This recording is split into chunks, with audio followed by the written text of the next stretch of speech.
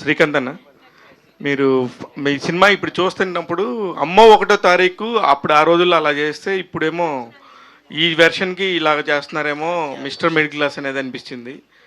దానికి దీనికి తేడా ఏంటండి? అమ్మో 1వ తారీఖు అను దీనికి. అమ్మ ఒకటో తారీఖులో వెంకటేశ్వర ఉంటారు, దీంట్లో వెంకటేశ్వర ఉంటుంది. ఇక్కడ దేవుడు ఉంటారు, అక్కడ దేవుడు ఉంటారు. అంటే కొన్ని కొన్ని ఫిలిమ్స్ అమ్మ ఒకటో తారీఖు అక్కడ బాధలు కష్టాలు మిడిల్ క్లాస్కి సంబంధించినవి అవన్నీ ఉంటాయి. బట్ ఇక్కడ ఏంటంటే మిడిల్ క్లాస్ వాళ్ళు బాధలు పడినప్పుడు ఎవరిని దేవుడిని ప్రతిదీ దేవుడు గుర్తు వస్తూ ఉంటారు కదా. దేవుడా నాకు ఏదో ఒకటి మన గుడికి వెళ్తే అన్ని కోరికలు కోరుకుంటాం, ఎక్కడికి వెళ్ళినా కోరికలు కోరుకుంటాం. అట్లాగే ఒక భక్తుడు ఒక భగవంతుడిని ఏం కోరుకున్నారు, ఆ భగవంతుడు నిజంగా భక్తికి మెచ్చి ఈయనకి ఏమి ఇచ్చాడు అనేది ఆ టైప్ ఆఫ్ ఫన్నీగా ఒక ఎంటర్టైన్మెంట్గా ఉంటుంది. అలాగే దీంట్లో ఏంటంటే ఒక మంచి మెసేజ్ కూడా ఉంటుంది. అంటే ఇచ్చిన దాన్ని సరిగ్గా వినియోగించుకోవడం అనేది మీ ధర్మం, అది మేము ఇచ్చినా కూడా అటువంటి అన్ని చాలా మంచి మంచి డైలాగ్స్ చాలా బాగుంటాయి. సో దానికి దీనికి చాలా డిఫరెంట్. అంటే లైన్ మిడిల్ క్లాస్ అనేది తప్పితే సబ్జెక్ట్ చాలా డిఫరెంట్గా ఉంటుంది. దానికి సంబంధం ఎంటర్టైన్మెంట్, ఫుల్ ఎంటర్టైన్మెంట్. అదేమో సెంటిమెంట్ సినిమా, ఇదేమో ఎంటర్టైన్మెంట్ సినిమా. ఒక ఫ్యామిలీ ప్రశ్న అన్న, ఇప్పుడు ఇందాక లయ గారితో చూసినప్పుడు ఉమెన్స్ టాపిక్ తీసుకున్నప్పుడు ఇంట్లో కూడా అలానే ఉంటుందా పరిస్థితి అన్నట్టుగా అనిపించింది. మీకు ఎవరికే మీకు ఆర్చిలు గీచులు ఏముండదు, అలా ఏముండదు. మీ అబ్బాయి హీరోగా వచ్చి చాలా పెద్ద పెద్ద సినిమాలు చేస్తున్నారు. ఫైనల్గా మొత్తానికి మీకు కూడా హీరో ఛాన్స్ వచ్చింది అనుకున్నప్పుడు చాలా బాగా, నాకు కూడా హీరో ఛాన్స్ వచ్చిందంట. చాలా హ్యాపీగా ఉంది. హీరో విలన్ నుంచి హీరో, 100 సినిమాలు హీరో నుంచి విలన్ నుంచి హీరో క్యారెక్టర్ అన్ని రకరకాలు. నాకే కన్ఫ్యూజన్లో ఉన్నాను నేను, ఏంద్రా ఇది పరిస్థితి అని. అదే ఇందాక మీరు చెప్తుంటే కొంచెం ఎమోషనల్గానే అనిపించింది. నేను ప్రతిసారి గెస్ట్గా వస్తున్నాను, ఈ ఒక్కసారి మాత్రం నేనే హీరోగా వచ్చాను అనేది ఎప్పుడు అరే నిజమే కదా అనిపించింది. నిజమే కదా, అదే అదే ఆ ఫీల్ నిజంగా. అంటే ఈ మధ్య మీరే చూసుంటారు కదా, చాలా సినిమాల గెస్ట్గా వచ్చాను మళ్ళీ చాలా రోజుల తర్వాత. అంటే నేను ఈ మధ్యలో మెయిన్ లీడ్ కోటబొమ్మళి పిఎస్ అవుట్ చేశాను. కోటబొమ్మళి పిఎస్ తర్వాత మళ్ళీ మెయిన్ లీడ్గా ఇదే చేయడం. మిగతా అన్నీ మీకు తెలిసిందే ఏమేమి సినిమాలు చేస్తున్నాను అనేది. ఎంజాయ్ చేశాను హీరోగా. నాగేశ్వర రెడ్డి గారు, మిస్టర్ మిడిల్ క్లాస్తో వస్తున్నారు మళ్ళీ. చాలా చాలా బాగుంది teaser. All the very best అండి. Thank you. నాగేశ్వర రెడ్డి గారు, శ్రీకాంత్ గారు సార్, ఒకప్పుడు మన ఇండస్ట్రీలో ఇన్ఫ్యాక్ట్ మీ ప్రైమ్ టైం అన్నట్టు సినిమాకు కూడా ప్రైమ్ టైం. చాలా కామెడీ సినిమాలు వచ్చినాయి, ఫ్యామిలీ సినిమాలు వచ్చాయి, చాలా ఎంటర్టైనింగ్గా ఉండే సినిమా ఇండస్ట్రీ అంతా. ఇప్పుడంతా ఏంటంటే సీరియస్ సినిమాలు ఎక్కువైపోయినాయి. మీలాంటి వాళ్ళకి కూడా విలన్ రోల్స్ ఇచ్చేసి సీరియస్ రోల్స్ చేపించేస్తున్నారు. అంటే ఇలాంటి సినిమాలు మిస్ అయిపోతున్నాం, చాలా ఆడియన్స్ కూడా మిస్ అవుతున్నారు. ఈ ట్రెండ్ ఎలా చూడాలి సరే? థ్యాంక్ యూ మీరు ఆ మాట అన్నందుకు. ఎందుకంటే చాలా మిస్ అవుతుంది, నేనే మిస్ అవుతున్నాను. ఎందుకంటే మనకు కొన్ని ఇంట్రెస్ట్లు మనకు ఉంటాయి, బట్ కాలానికి తగ్గట్టుగా వెళ్ళాల్సిన పరిస్థితి కూడా వస్తుంది. కాబట్టి ఇప్పుడు అప్పట్లో ఎంటర్టైన్మెంట్ మూవీస్ ఇప్పుడు వస్తున్నాయి. ఎందుకంటే అనిల్ రావుపూడి గారి సినిమాలు చూస్తే మనకి ఒక్కళ్ళే ఉన్నారు. చేస్తే డెఫినెట్గా ఇప్పుడు నాగేశ్వర రెడ్డి గారు కానీ కృష్ణారెడ్డి గారు కానీ అప్పట్లో ఈవి గారు ఆ టైప్ ఆఫ్ సినిమాలు మళ్ళీ ఆడియన్స్ చూస్తారండి. డెఫినెట్గా ఈ టైప్ ఆఫ్ సినిమాలు చేస్తే ఆడియన్స్ చూస్తారని ఆల్రెడీ ప్రూవ్డ్ అనిల్ రావుపూడి గారి ఫిలిమ్స్ ద్వారా. ఇప్పుడు ఏంటంటే ఈ పాన్ ఇండియా లాగా అయ్యి అటు ఇటు కొంచెం చిన్న అటు ఇటు కన్ఫ్యూజన్లో ఉన్నారు. ఆడియన్స్ ఏది చూస్తున్నారో తెలియట్లేదు. Number of OTT movies behind వెళ్ళిపోయి అనుకుంటున్నాను. బిహైండ్ అంటే ఇది చూస్తే ఇప్పుడు అదే ఫ్యామిలీ సబ్జెక్ట్ చేయాలంటే ఇదివరకు ఇట్లాగా 30 days 40 daysలో మేము ఫిల్మ్ ఫినిష్ చేసేసి చక్కగా హ్యాపీగా అందరూ ఎంజాయ్ చేసే విధంగా ఉంది. ఇప్పుడు ప్యాడింగ్ దగ్గర నుంచి దాని బడ్జెట్ పెట్టాలంటే, ఒక చిన్న సినిమాకి బడ్జెట్ పెట్టాలంటే చాలా ప్రాబ్లం ఉంది. ఇప్పుడు నేను సినిమా చేశాను అనుకోండి, నాకు బడ్జెట్ చేస్తాం, పర్ఫార్మెన్స్ వైజ్ అన్ని రకాలుగా బాగుంటుంది, కానీ ఆ బడ్జెట్ని వెళ్ళాలంటేనే ప్రాబ్లం అవుతుంది. ఇప్పుడు ఎందుకంటే నెంబర్ ఆఫ్ పెరిగిపోయింది కదా. ఇప్పుడు cost of living, cost of production పెరిగిపోయింది. ఇప్పుడు సినిమా మామూలుగా ఇప్పుడు ఇదివరకైతే గోదావరి డిస్టిక్ వెళ్ళి చక్కగా సినిమాలు చేసాం. ఇప్పుడు వెళ్ళాలంటే ఎక్కడికో వెళ్ళి ఒక వేరే సాటికి వెళ్ళి రిచ్నెస్ అనేది బాగా అలవాటు పడిపోయారు. కాబట్టి ఆ డిఫరెన్స్ ఉంటుంది. అంటే మీరు అన్నట్టు ఫ్యామిలీ సినిమాలకి కామెడీ సినిమాలకి కాస్ట్ ఆఫ్ ప్రొడక్షన్ ఇది కూడా ఒక ప్రాబ్లం. సరే అది పక్కన పెడితే పెద్ద సినిమాల్లో మీరు చూస్తే పెద్ద హీరోలు చేసే సినిమాల్లో కూడా కమర్షియల్ సినిమాల్లో కామెడీకి ఒక ట్రాక్ ఉండేది. కనీసం 1-2 ట్రాక్లు ఉండి మధ్యలో సీరియస్ ప్రొసీడింగ్స్ మధ్యలో కూడా అక్కడక్కడ నవ్విస్తా వెళ్ళిపోయేవారు. ఆ ట్రాక్ సినిమాలకు సంబంధం లేకుండా కూడా ట్రాకులు రాసేవారు ఒక్కొక్కసారి. ఇప్పుడు అది కూడా పోయింది కదా సార్ మొత్తం అంతా. అంతేగా మరి పోయింది, దాన్ని ఏం చేద్దాం తెలియట్లేదు మరి. All the best. Nageswara Reddy గారు. బాబు మళ్ళీ మారాలని కోరుకుందాం, వస్తాయండి డెఫినెట్గా ట్రాక్స్, అంటే దాన్ని బట్టి ఒక్కోసారి ఒక్కో సిచ్యువేషన్. నాగేశ్వర రెడ్డి గారు, భగవంతుడు మానవ రూపంలోకి వచ్చేది అనేది ఒక సక్సెస్ఫుల్ ఫార్ములా తెలుగు సినిమాల్లో కానీ. సో అలాంటి దానికి మిడిల్ క్లాస్ ఫ్యామిలీ డ్రామాని జోడించి తీసుకొచ్చారు. సో ఇప్పుడున్న జంజీ ఆడియన్స్కి ఇది ఎలా కనెక్ట్ చేస్తారు? జంజీ కూడా కంపల్సరీ ఈ సినిమాని ఎంజాయ్ చేస్తారు. ఎందుకంటే వాళ్ళు కూడా ఈ సినిమాలో మీరు చూసిన బాక్స్ ఉంది కదా, బాక్స్ని మించి ఒక పవర్ ఉంటుంది. ఆ పవర్ అరే మనకు కూడా కావాలరా ఇది అని జంజీనే ఫస్ట్ అనుకుంటుంది. ఎందుకంటే వాళ్ళే ఎక్కువ ప్రాబ్లమ్స్లో ఉంటారు, మనం కాదు. వాళ్ళకి ప్రేమ ప్రాబ్లమే, డబ్బులు ప్రాబ్లమే, ఇంట్లో ప్రాబ్లమే, ఫాదర్ మదర్తో ప్రాబ్లమే, చదువుతో ప్రాబ్లమే, లెక్చరర్స్తో ప్రాబ్లమే, వాళ్ళ ఫ్రెండ్స్తో ప్రాబ్లమే, lot of problems, entertaining problems నేను అంటుంది ఫేస్ చేసేదే జంజీ. తర్వాత ఈ సినిమా బాగుంటే జంజీ ఈ సినిమా జంజీ అని, ఈ సినిమా ఫ్యామిలీ అని, ఈ సినిమా మాస్ అని, there is no restriction. Cinema బాగుంటే దట్స్ ఇట్, అందరు చూస్తారు. దీన్ని నమ్ముతా నేను కృష్ణారెడ్డి గారి దగ్గర చూశాను, అది ఈవీ గారి దగ్గర చూశాను. తర్వాత ఇప్పుడు అనిల్ రావిపూడి గారి సినిమాలు ఉన్నాయి. ఆ సినిమాలు ఎంటర్టైనింగ్ అండ్ మాసే కదా. వెంకటేష్ బాబు గారి సినిమా, చిరంజీవి గారి సినిమా మన ఎంటర్టైన్మెంటే కదా. మరి బాక్సులు బద్దలైపోయాయి, రికార్డ్ కలెక్షన్స్ వచ్చాయి కదా ఎంటర్టైన్మెంట్కి.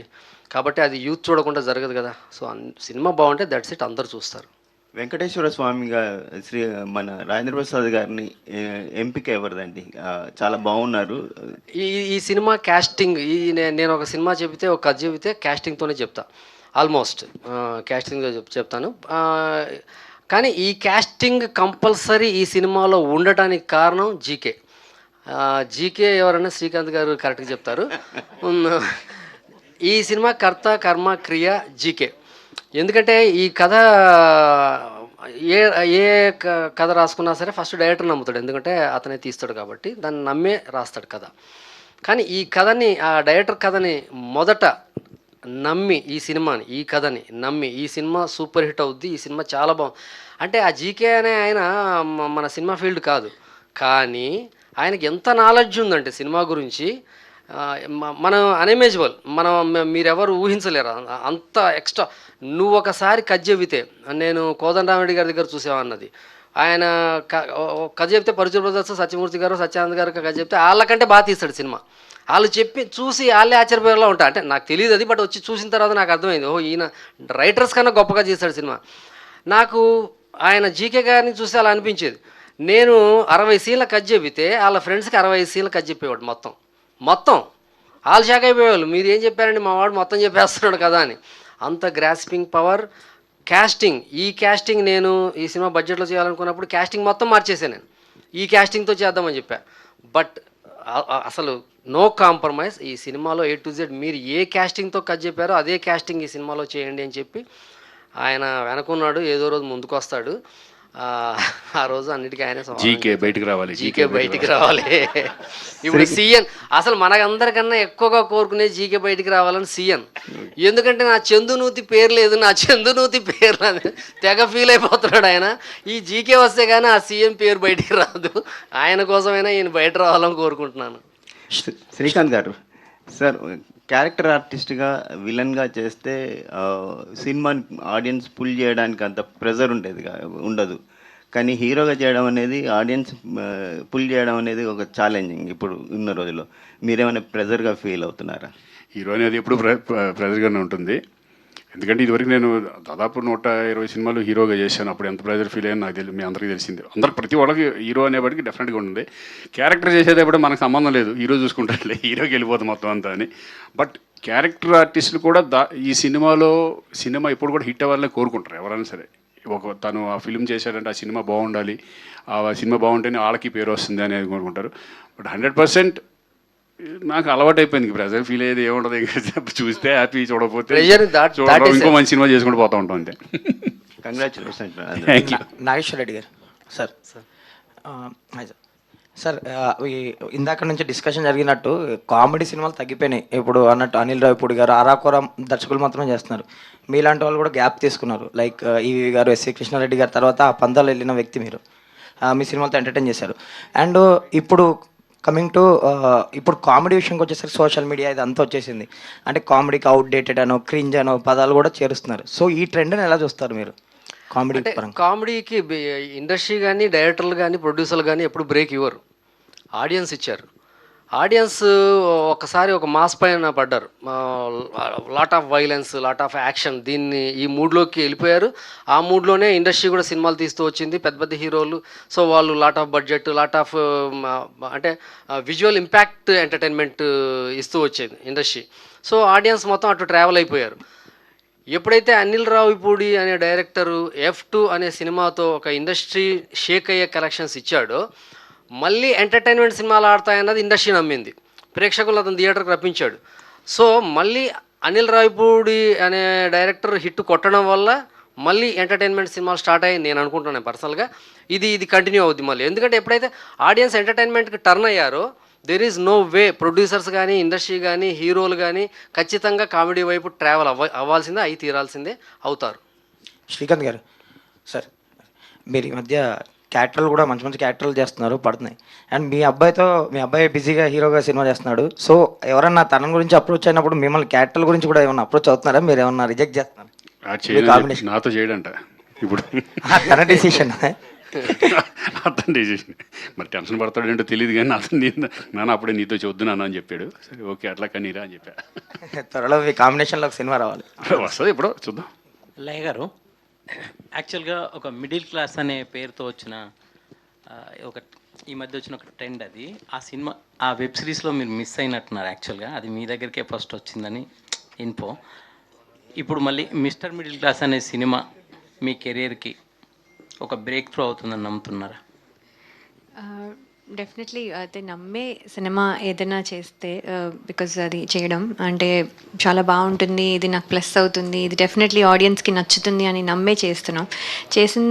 చేసినప్పుడు ఒక అన్ఫినిష్డ్గా ఇమాజినేషన్లో ఆలోచించుకొని వెళ్తూ ఉన్నప్పుడు ఫినిష్డ్ వర్షన్ చూసినప్పుడు కంపారిజన్ వచ్చినప్పుడు మేము ఇమాజిన్ చేసుకున్న దానికంటే చాలా బాగుంది.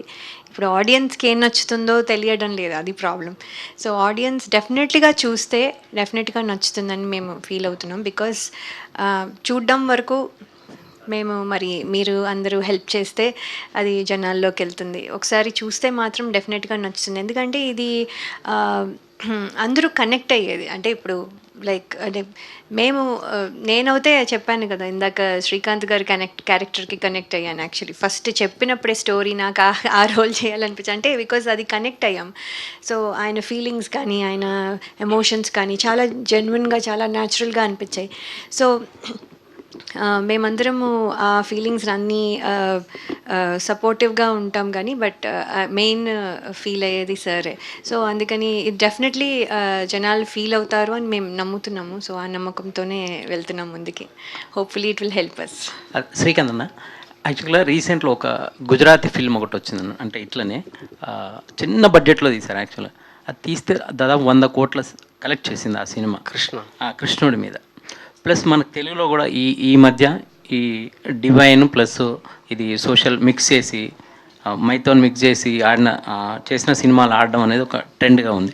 అంటే అదేమన్నా దృష్టిలో పెట్టుకొని ఇది ప్లాన్ చేశారా, లేకపోతే ఈ సినిమా ఎంచుకోవడానికి కారణం అంటే ఈ మెయిన్ కథకి? అది డైరెక్టర్ని అడగాలి ఫస్ట్, ఎందుకంటే కథ చెప్పింది ఆయనే.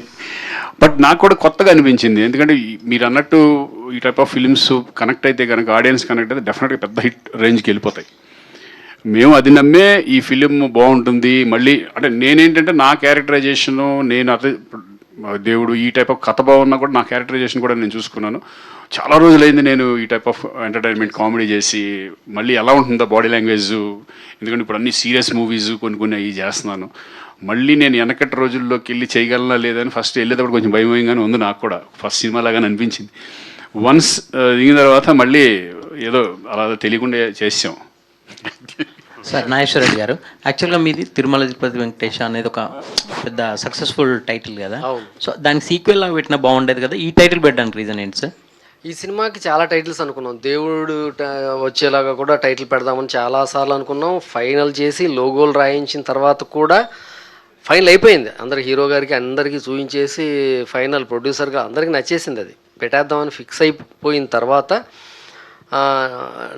నేనే ఒకసారి ఆగి ఒక 1 వీక్ టైం తీసుకొని మిస్టర్ మిడిల్ క్లాస్ అన్నది పెడదామండి అని అందరినీ ఒప్పించి ఈ టైటిల్ పెట్టడం జరిగింది. దీనికి పర్టికులర్ రీజన్ ఏం లేదు నాకు మిస్టర్ మిడిల్ క్లాస్ అన్నది ఇందాక జంజీ అన్నారు కదా, జంజీని అట్రాక్ట్ చేసే టైటిల్. జంజీ దూరం అవ్వకూడదు సినిమాకి అంటే ఏం చేయాలి, వాళ్ళని అట్రాక్ట్ చేసే టైటిల్ కావాలి. మిడిల్ క్లాస్లో కూడా జంజీస్ ఉంటారు కదా, lot of gen zs in middle class.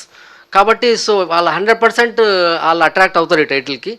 So ఆ యూత్ వచ్చి ఈ సినిమాను చూస్తారా, అందుకే ఈ టైటిల్ పెట్టాం. బట్ దేవుడి సినిమా ఇది యూత్కో ఫ్యామిలీస్కో అలా కాదు. ఇది దేవుడు ఈ సినిమాలో కథ వెనకుంటాడు, కథ ముందు మొత్తం మన జీవితమే ఉంటుంది.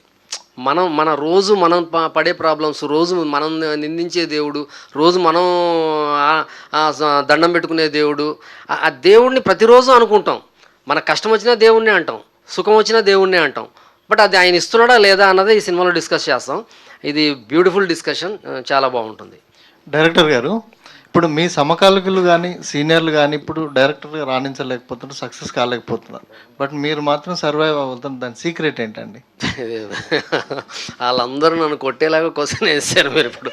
వాళ్ళందరూ మా ఇంటికి వచ్చి అలా ఏం లేదు సార్, 100% వాళ్ళు కూడా సూపర్ డూపర్ ఇచ్చారు.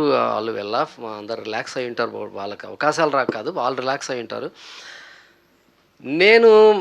నాకు సినిమా అంటే, నేను సినిమా గురించి ఆలోచించకపోతే నేను ఏమైపోతాను, దట్ ఈస్ లాస్ట్ డే అనుకుంటానేమో నేను.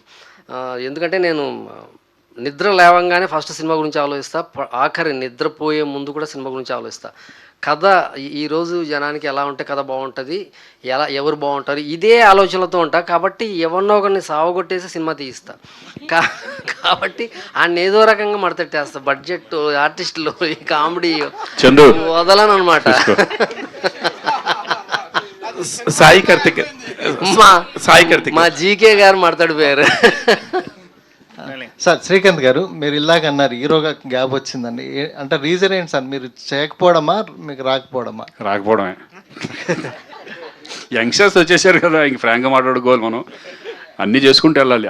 అది చేస్తున్నాను, ఇది చేస్తున్నాను, వచ్చినప్పుడు దీన్ని వదలం, ఇంకా అది ఈ రెండు మిక్స్ చేసుకుని వెళ్ళిపోతూ ఉంటామే. నాకు తెలిసి ఈ సినిమా తర్వాత శ్రీకాంత్ గారి కోసం లాట్ ఆఫ్ డైరెక్టర్స్ కథలు రాస్తారు. యంగ్ డైరెక్టర్స్ కొత్త కథలు తీసుకొని వస్తారు శ్రీకాంత్ గారి దగ్గరికి. 100% ఇది జరుగుతుంది. రెడీగా ఉంది next cinema. Okay. Sai Karthik గారు, అదే మీకు మ్యూజిక్ డైరెక్టర్గా చాలా గ్యాప్ వచ్చింది సార్, ఈ గ్యాప్కి రీజన్ ఏంటి? మళ్ళీ అంటే గ్యాప్ అయితే వచ్చింది సార్, మళ్ళీ ఏదో వెంకటేశ్వర స్వామి లాక్కొచ్చాడు. ఎందుకంటే ఆ దేవుడు దాంతోనే మళ్ళీ అంటే మళ్ళీ పెద్ద హిట్ రాబోతున్నది కన్ఫామ్గా. ఇది గ్యాప్ ఎందుకు వచ్చింది అనేది ఏం లేదు సార్, ఇండస్ట్రీలో అందరికీ తెలిసిందే, గ్యాప్ వచ్చింది అంతే. కాదు, ఒకప్పుడు దేవి ప్రసాద్ గారు లేకపోతే తమన్ గారు తర్వాత ఇమీడియట్ గా చెప్పుకునే పేర్లలో మ్యూజిక్ డైరెక్టర్ అనగానే సాయి కార్తిక్ పేరు ఉండేది. చాలా ఫాస్ట్ గా 75 సినిమాలు చేశారు, 85 చేశారు. అదే ఆ 10 చేయడానికి ఇంత టైం పట్టింది. మధ్యలో నిర్మాతగా మారారు, నిర్మాతగా కూడా కొంచెం ఇబ్బంది పడ్డట్టు అనిపించింది. ఇండస్ట్రీ నామ్స్ అన్ని కూడా తెలుసు, చాలా కాలం తర్వాత వచ్చారు. అవునండి. ఏంటిది? ఏం లేదు అంటే ఆ ముందు గ్యాప్ అంటే అది 3 ఇయర్స్లో మీరు అన్నట్టు హైయెస్ట్ స్పీడ్గా 3 ఇయర్స్ 38 మూవీస్ చేశాను, బాగా ఫాస్ట్ అనమాట. అంటే ఓవర్ స్పీడ్ అయిపోయింది బండి అని, కొంచెం తగ్గించాలి అని మధ్యలో ఒక చిన్న ప్రొడక్షన్ చేసాం, అది ఓకే, అది రన్ అయింది. అంటే మధ్యలో ఏం లేదు, కొంచెం కన్నడ చేశాను. ఈ మధ్య కన్నడ పెద్ద హిట్ పడింది నాకు, 100 days అయింది సినిమా, కృష్ణం ప్రణయ్ సెకండ్. కన్నడ కొంచెం వెళ్ళాను. ఇక్కడ ఆ చిన్న గ్యాప్ అయితే తీసుకున్నా, అదంటే ఓవర్ స్పీడ్ అయిపోయింది కదా, 85 అయిపోయినాయి, ఇప్పుడు 95లో ఉన్నాం.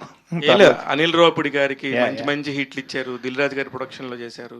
అలాంటి పెద్ద పెద్ద ప్రొడక్షన్స్ లో చేసి ఇంత మంచి మ్యూజిక్ డైరెక్టర్ గా ఉన్న మీకు ఆ బ్రేక్ రావటం వచ్చినప్పుడు మీరు నిజంగా పర్సనల్ గా ఎలా ఫీల్ అయ్యారు? మాకు వ్యక్తిగతంగా తెలుసు, మామూలుగా అడుగుతున్నాను.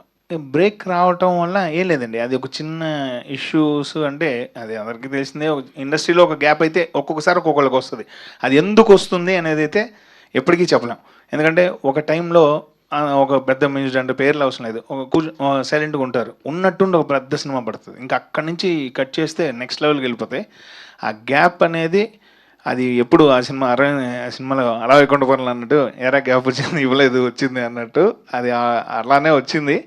కొంచెం మంచి చిన్న హెల్త్ ఇష్యూ అంతే, వేరే ఏం లేదు, వేరే ఏ గ్యాప్ లేదు. మళ్ళీ ఈ ఇయర్ కంటిన్యూగా మనం కలుస్తూనే ఉంటాం, ఇప్పటికే 9 సినిమాలని వస్తున్నాను. Congratulations thank and you all the best. Thank you darling. Producer Chandu గారు మాట్లాడు. సిఎన్ సార్ ఆ జీకే ఎవరు, సిఎన్ ఎవరు, ఏంటో స్టీఫెన్ రాబర్ట్స్ రేంజ్ లో ఇస్తున్నారు ఏంటి సార్ అది? అట్లా ఏం లేదు. జీకే గారు అంటే గంగుల కమలాకర్ గారు మా బాస్. వాస్తవంగా తనే మొదలు మేము ఇద్దరం మామూలుగా రియల్ ఎస్టేట్ వ్యాపారాలు చేస్తుంటాం. సో ఇది ఒక మూవీ ఇద్దామని అనుకొని ఫస్ట్ మూవీ మాది ఇది.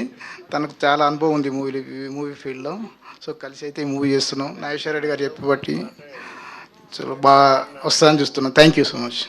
నాగేశ్వర రెడ్డి గారు సార్, ఇక్కడ సార్ మీరు పర్టికులర్గా డిస్ట్రిబ్యూటర్స్కి ఓటీటీ డిజిటల్ వాళ్ళకి రిక్వెస్ట్ పెట్టుకున్నారు. అలాంటి సిచ్యువేషన్ ఈ రోజుల్లో డైరెక్టర్ ఫేస్ చేయడం ఏంటి? అట్లాంటిది ఉండదు. మా సినిమా వాళ్ళకి నచ్చితే ఈరోజు మార్నింగ్ 2 డిజిటల్ ప్లాట్ఫామ్స్ నుంచి నాకు ఫోన్ వచ్చింది 8 o'clock ఎర్లీ మార్నింగ్. నేనేం సినిమా ట్రీజర్ రిలీజ్ చేయలేదు, ఇంకా ఏమీ మొదలవ్వలేదు. 2 పోస్టర్స్ రిలీజ్ చేశాను. సో వాళ్ళకి నచ్చాలి సినిమా. మనం డిస్ట్రిబ్యూటర్లను కానీ డిజిటల్ని కానీ శాటిలైట్ వాళ్ళని కానీ మనం ఏమో అనాల్సిన పని లేదు. వాళ్ళకి నచ్చే సినిమా మనం తీయాలి. నచ్చే పోస్టర్ కానీ టైటిల్ కానీ ఒక టీజర్ కానీ వాళ్ళకి నచ్చే రకంగా ఉంటే వాళ్ళు ఖచ్చితంగా వచ్చి కొంటారు.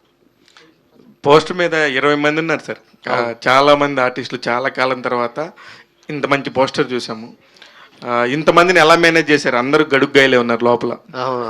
నాకు బాగా అలవాటైన విషయం, ఇష్టమైన విషయం అది. అందువల్ల పెద్ద కష్టం అనిపించలేదు. ఐ లవ్ ఇట్ అనమాట. రత్నబాబు గారు సార్, మీరు చాలా సినిమాలు చేశారు మోహన్ బాబు గారితో కానీ, అలా చాలా పెద్ద పెద్దవి చేశారు. మీరు కూడా చాలా గ్యాప్ తర్వాత వస్తున్నారు సార్. అందరూ గ్యాప్ తర్వాత ఉన్నోళ్ళందరూ చూసుకొని ఒక మూడెళ్ళినట్టు అనిపిస్తుంది నాకు.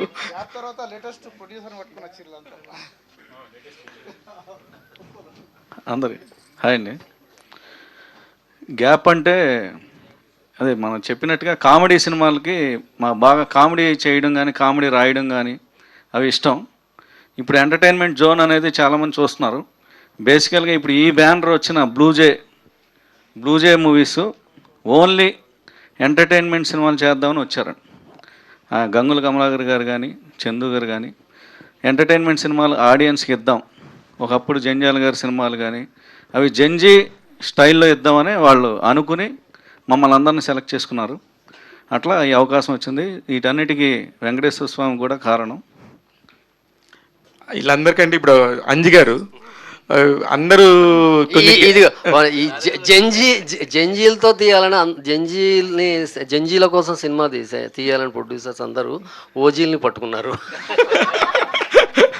బాగుంది, నిజంగా బాగుంది. అంజి అని మీ అందరికీ ఏమన్నా చిన్న చిన్న గ్యాప్లు వచ్చినాయి, కానీ అంజి గారికి ఎప్పుడు గ్యాప్ రాదు. 2 నెలలకు ఒకటి కనబడతా ఉంటాడు. అంజన మంచి బ్యాచ్ని కూడా తీసుకొచ్చి ఇదిగో మాకు ఎవరికి రాని ఆలోచన అంజికి వచ్చింది. అందరికి ఫోన్ చేసి రండ్రా అంటే నాకు అర్థం అవ్వలేదు. చప్పట్లు కొట్టడానికి విజిల్స్ కొడుతున్నారు. ఎవరికి శ్రీకాంత్ గారు కూడా కొట్టట్లేదు. ఎవరు వీళ్ళంతా అంటే మా లైట్ మ్యాన్స్ మా కెమెరా అసిస్టెంట్లో ఉన్నారు ఇక్కడ అంతా.